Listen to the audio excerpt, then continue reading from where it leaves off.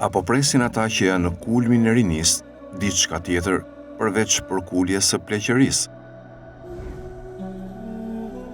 Në këtë thënie, me kuptim të thellë, Imam Aliu na tërheq vëmendjen ndaj realitetit të pashmangshëm të pleqërisë, duke theksuar natyrën kalimtare të rinisë dhe sigurinë e rënies së saj eventuale.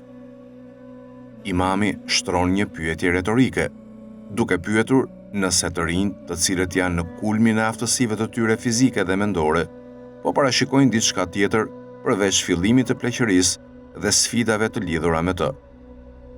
Kjo thënie rezonon me mësimet e Kuranit, i cili vazhdimisht na kujton natyrën kalimtare të jetës së kësaj bote dhe pashmangshmërinë e plakjes.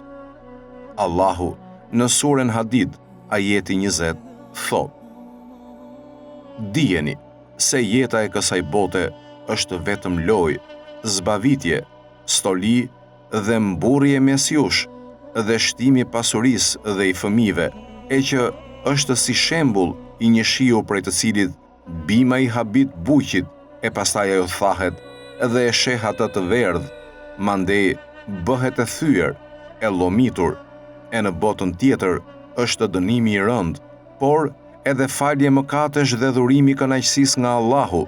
Pra jeta e kësaj bote nuk është tjetër vetëm se përjetim mashtrues. Ky ajet na kujton se kënaqësitë dhe arritjet e kësaj bote janë të përkohshme dhe kalimtare. Energjia dhe forca e rinisë, e cila mund të jetë burim krenarie dhe konkurrence, përfundimisht do të zbehet ashtu si uji i shiut që ushqen bimët, por përfundimisht thahet. Për më tepër, Allahu na paralajmëron në surën Kehf, ajeti 45.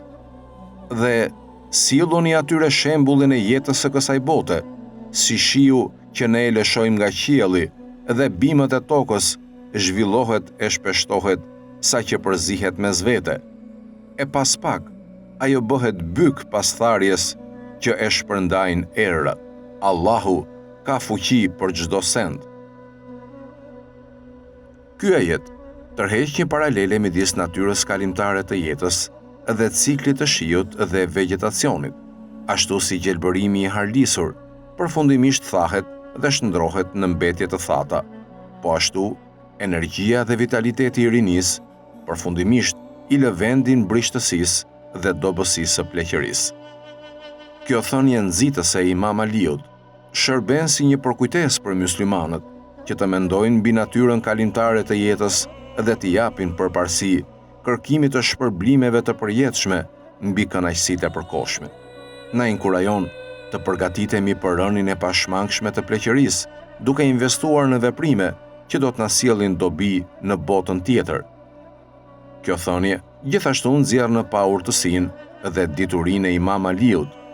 Fjalët e tij shërbejnë si një përkujtesë e përjetshme për të gjithë myslimanët që të mendojnë mbi natyrën e shpejtë të rinisë dhe të përpiqen për drejtësi dhe devotshmëri që do të qëndrojnë prej kufizimeve të pleqërisë.